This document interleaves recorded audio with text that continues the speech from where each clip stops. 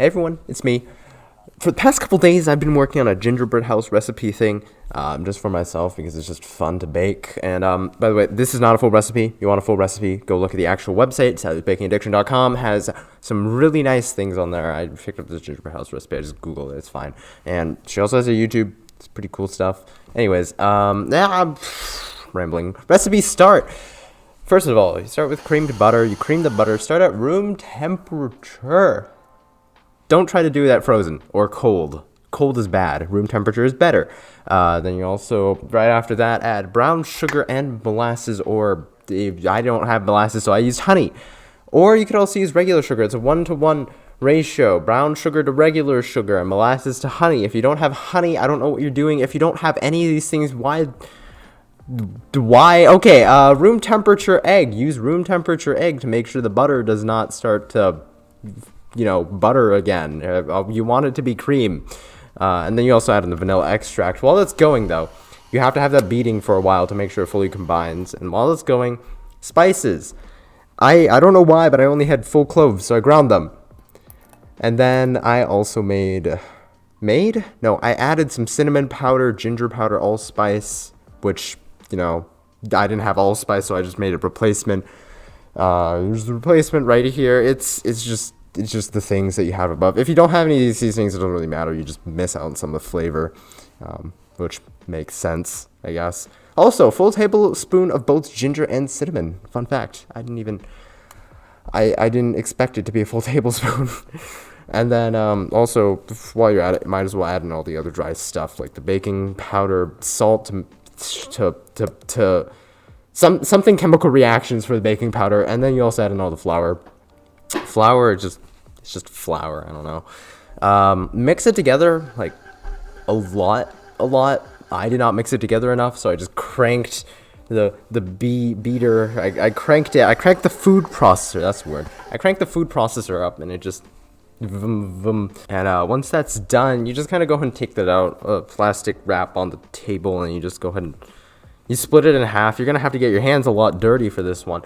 So you just go ahead and split that in half, toss it onto the plastic wrap, make sure there's not too much air in it, and then just wrap it up into a little package, chuck it outside or something if it's the winter. And if it's not in the winter, refrigerator. If you don't have a refrigerator, I'm sorry, but yeah, it's just unfortunate.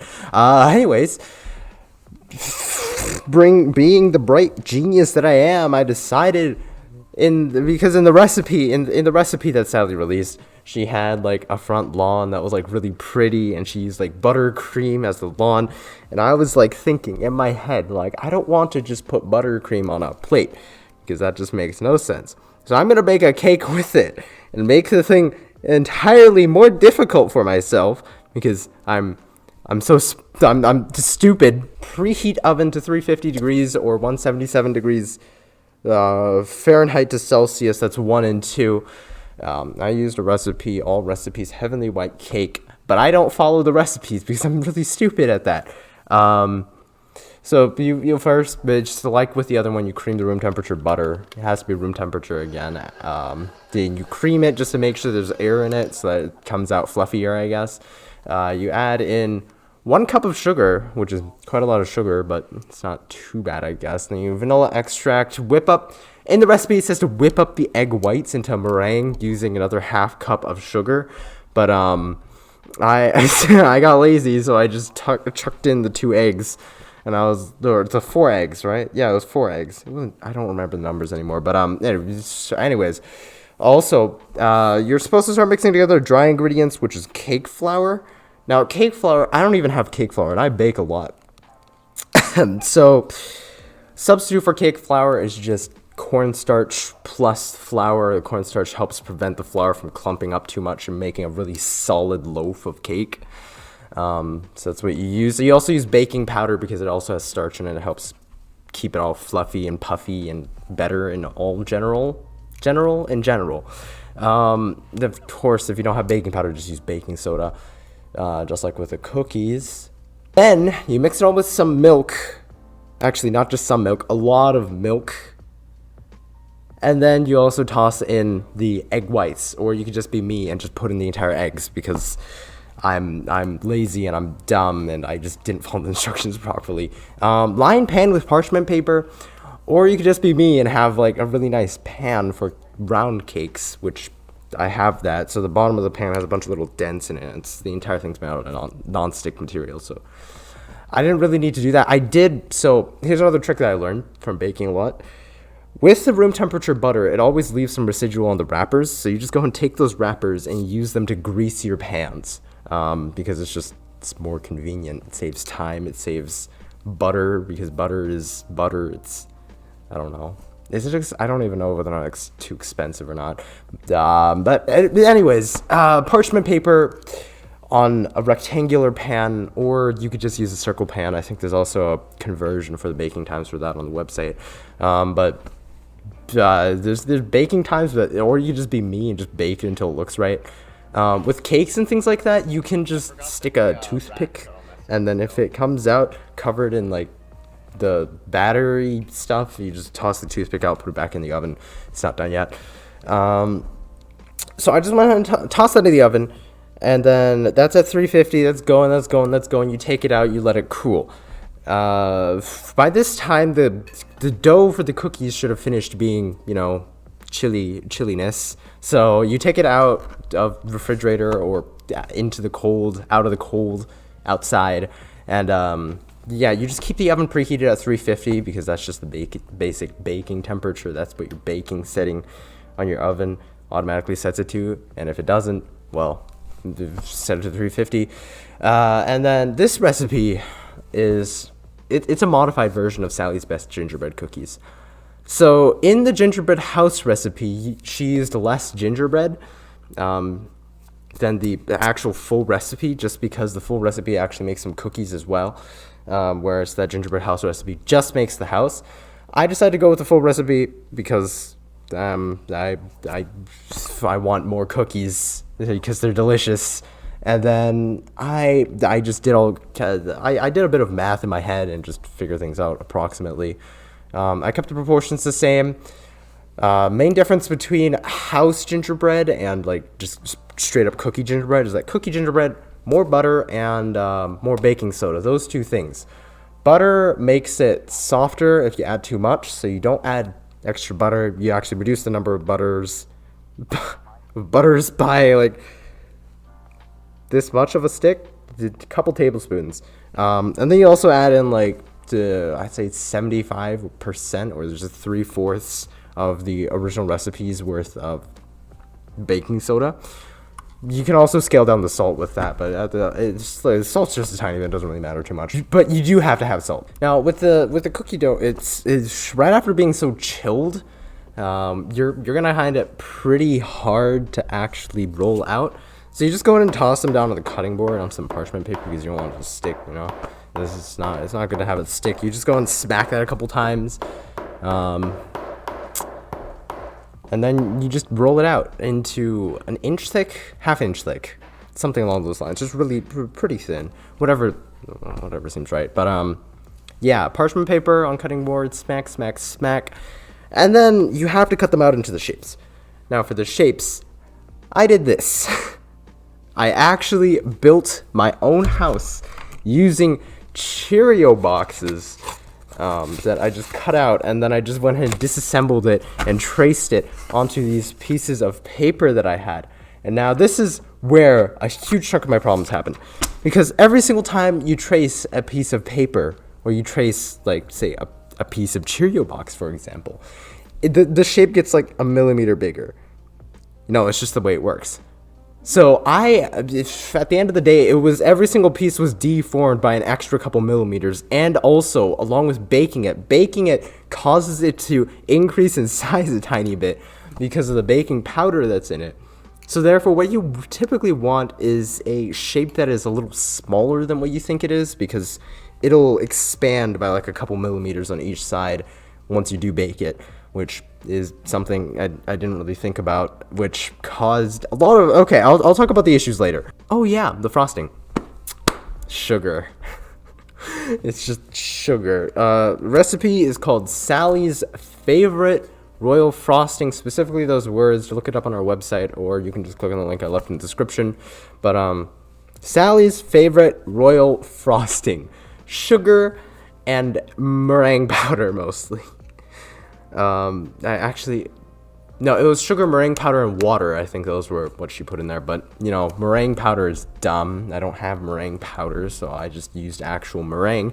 Or in other words, it's just egg whites plus a little lemon juice or cream of cream of tart something. So you just go ahead and mix that together. Make sure that the cream of tartar is in there or the lemon juice, because otherwise it won't actually, you know, it won't meringue. The meringue will not meringue. It will not stiffen up, which is it's not frosting if it doesn't stiffen. Did I mention this frosting has 4 cups of sugar, which is like it's like half a bag of sugar. And I look at this recipe and I'm like, what? And then decorate. Yes. I made Jello, and I made Jello. Yellow Jello. Keep that in mind. First of all, huge mess from construction of the house. The house was completely covered in random ass bits of the frosting because it kept falling over on itself and being stupid. So I covered the sides. I just went ahead and used all of the royal frosting, covered the entire house, and then I covered the roof angles with graham crackers. So we had a lot of graham crackers, and I was like, they're expired by a couple months. I'm just going to use them as roof tiles. It's okay if we die from food poisoning. At least it looked good. You just go ahead and stick them on there and pray that they don't slip down. Do the cup piping trick again. This time you do it with a buttercream, and the buttercream is, you do want it, because this one with the royal frosting is more for like structural integrity. For the buttercream is more for decoration. So you're going to want a little frosting tip. I had my own from like an awful $10 frosting syringe set that was really bad. So I just took a Ziploc bag, one of those like, okay, yeah, so the royal frosting originally had like the gallon bag. This one was more of like a quart bag. Both these are freezer bags, so they're pretty thick, they're pretty resistant against squeezing. So you just go ahead and stick that into the cup again, spoon it all out, chuck it in there. With the tip, what I do with the tips and the Ziploc bags is I just go ahead and place the tip inside the Ziploc bag, and then I just try to squeeze it through. If it doesn't squeeze through, I take some scissors and I cut it, and then I just go ahead and slowly just stretch the plastic around it. Just get it nice and snug, make sure that it doesn't leak. And then I also like to stick a little bit of Scotch tape around it, make sure that it does not fall out, because if it falls out halfway through, it's pretty messy. It's not very fun. Also, you're not going to be able to get it back in. I'm telling you that much. Make sure the hole isn't too big. That's about it. Cup piping trick, done. Lawn is what I did. I just went ahead and did the lawn. Just go ahead and use buttercream piping. You squeeze the buttercream out, and you get the lawn nice and pretty. It's like a bunch of little flowers or something. You do the roof. I did the roof. I just kind of slowly went along the roof. Alternated these weird little red sprinkles, and I don't even know whether they were like cinnamon sprinkles or something, and then marshmallows along with that. I also made a berry melt. I bought like 2 boxes of berries, 2 containers of berries, and I just went and tossed them together. And then I had issues with the door. You see, now the door. The thing with the door though is the fact that I had no idea what to do for it, so I just took a piece of graham cracker and just slapped it on and was like, all right, good. And then I remembered that I had the little red piece, so I was like, hey, it'll be pretty fun to try to stick the red piece on. And it's like, I just take a little bit of frosting and just stick it on the door and it'll stick, right? No, it will not stick. And like, I'm not sure if you know, but like a lot of the cinnamon candies are so strong. Like the flavor of the cinnamon, it's like spicy strong. It's not just like a little bit strong. It's like spicy strong. So I ingested that without any indication or knowing that it was spicy, which is pretty interesting. And now for the rest of it, I enlisted the help of more people, or singular person, aka my mom. She helped me decorate the cookies. Lots of the credit for detail goes to her. It's very, very pretty. It's very, very pretty, and I'm like, I typically don't ask for help on these sorts of projects because it just makes me feel like I'm not doing anything, I'm not contributing. This time around, I made the entire house. I made the entire house, and I made the frostings and all the cookies and the shapes Also, I'm really proud of the trees that I made. Those are really cool. So I made both 2D and 3D trees. I made the 3D tree myself. I just went ahead and stacked a bunch of little pancakes on top of each other and just covered that entire thing with buttercream and just a little bit of sugar called sprinkles. I actually just went out and bought a bunch of little containers of sprinkles. So I just green sprinkles, a little bit of cinnamon red buds. Just toss that together. Pretty. Haven't tasted it yet, actually. And then I also made a little gingerbread man. It was a very adorable little thing. Very nice. I enjoyed it. And then my mom decided, so we had, let me think, gingerbread man, dog house. Yeah, those are the 3 cookie cutters that we had. So I cut out a bunch of gingerbread men, 2 dogs, and 1 dog house. And then my mom decided that the dog should be Clifford the Big Red Dog. Not even sure why, but Clifford the Big Red Dog it is. Oh yeah, also, birthday cake. I had a birthday cake while ago, and we had little plastic accessories that came on top of the cake as little decorations. So my dad was like, all right, let's throw them away, done with the cake. And I was like, no, let's keep them, and now we can use them. So I just had a little Santa just stuck on top of the roof, because I didn't have a chimney, because I was too lazy to make a chimney, because this project had already taken like over 12 hours of my time. So I was like, all right, I'm just gonna stick this man's on top of the roof and be like, all right, ho ho ho, Merry Christmas. There's no chimney, I can't get in. Anyways, I also had a couple trees, a little holly. I think it's the holly. It's like the one with 3 leaves and a red berry in the middle. I had one of those as well. Just chuck that over the door. Why not? And yeah. Then I made a horrible mistake. The Jello that was yellow. I don't even know why. I cubed it, and then I accidentally made a piss moat around my house. Because, you know, yellow Jello, it's lemon flavored, it's good on its own, it tastes fine, but if you put that along with anything else, any other colors, it literally looks like piss cubes. I made a piss moat around my beautiful creation. I made a piss moat. And like, I already cubed it, I already tossed them all in, and then I just took a step back, I was like, that looks like a piss moat. I just ate some of the Jello and I just felt sad about it. But moral of the story, making food is fun. Don't overcomplicate it. Make sure it's fun. Make sure it tastes okay. That's all that really matters. Make sure you have fun with it. Don't overcomplicate and make a piss lake. That's a bad idea. Do not overcomplicate and do what I did. Do not be me. Okay? Alright, well, whatever. The end. Bye-bye.